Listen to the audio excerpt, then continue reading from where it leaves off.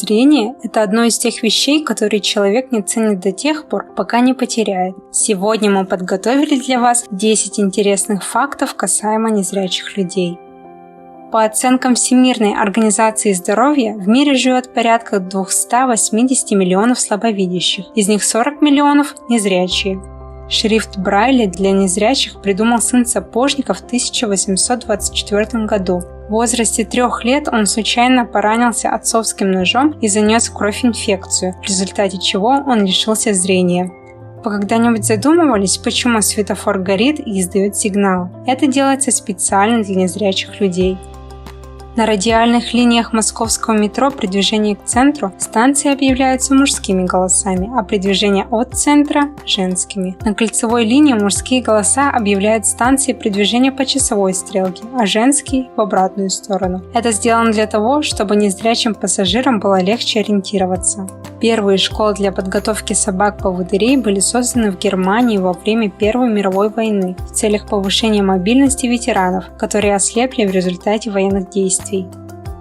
Если незрячий человек боится собак, либо подвержен аллергии на собачью шерсть, ему в поводыри выдают пони.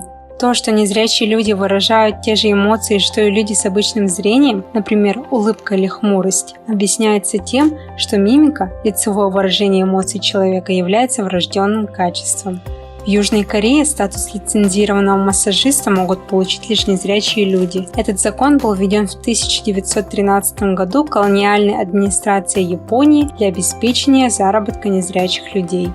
Люди, у которых нет зрения с рождения, скорее не видят сны, а чувствуют. Их сновидения выражены через запахи, вкусы, тактильные эмоции и переживания. Незрячие от рождения люди не знают, как выглядит черный цвет или темнота, поэтому на вопрос, что они видят, скорее всего ответят пустоту. 5 известных незрячих людей. Михаил Иванович Суворов, автор 16 поэтических сборников. Джозеф Пулитцер, репортер и издатель, чьим именем названа самая престижная премия в области журналистики. Рэй Чарльз, знаменитый певец, проложивший дорогу афроамериканским исполнителям в музыкальную индустрию. Клод Моне, лидер движения импрессионизма.